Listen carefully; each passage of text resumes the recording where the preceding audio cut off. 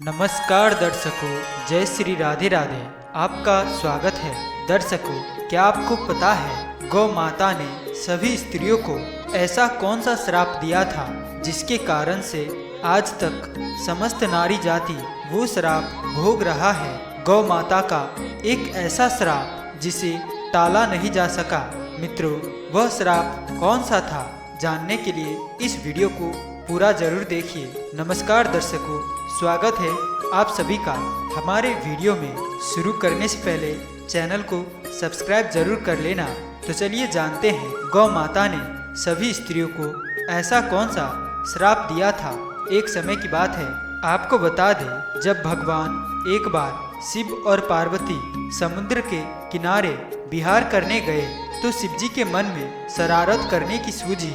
उन्होंने पार्वती से कहा, हे देवी, मुझे अचानक आवश्यक काम से जाना पड़ रहा है। मैं कार्य पूरा करके अभी आता हूँ, तब तक आप मेरी यहीं प्रतीक्षा करें।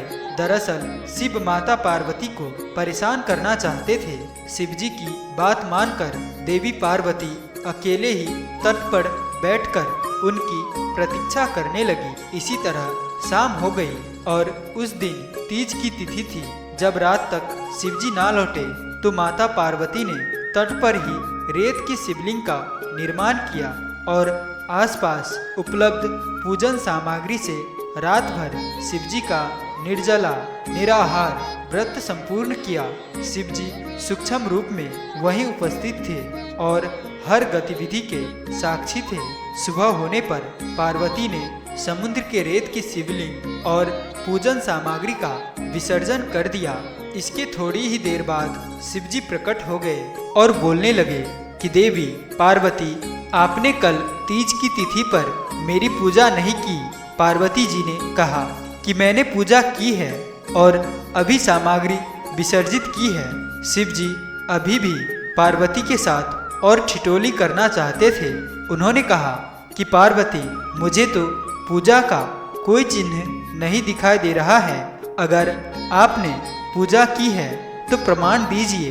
पार्वती भी समझ चुकी थी कि भगवान शिव उन्हें जानबूझकर सता रहे हैं, क्योंकि जो जगत की हर घटना का साक्षी है उसे प्रमाण की क्या आवश्यकता है। देवी पार्वती भी इस हंसी मजाक का भरपूर आनंद ले रही थी।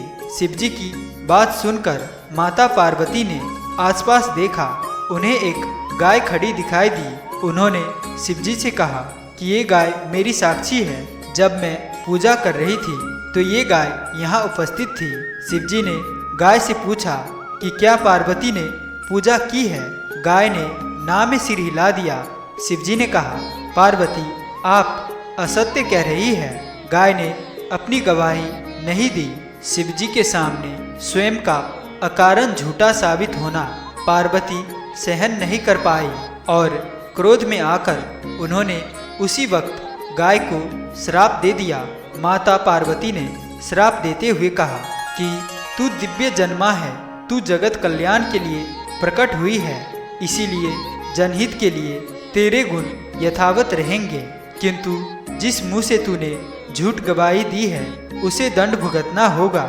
झूठ बोलने के कारण अब से जूठन ही तेरा आहार होगी। इसीलिए किसी की आत्मा को कष्ट नहीं देना चाहिए और यही सभी धर्म का सबसे बड़ा धर्म है। गोस्वामी तुलसीदास ने लिखा है, परहित दूसरे के दुख में दुखी होना, दूसरे के काम में काम आना सबसे बड़ा धर्म माना गया है। लेकिन आजकल इसका विपरीत प्रभाव पड़ा है कि जन्म के तुरंत बाद स्त्री का बच्चा नहीं चल पाता है।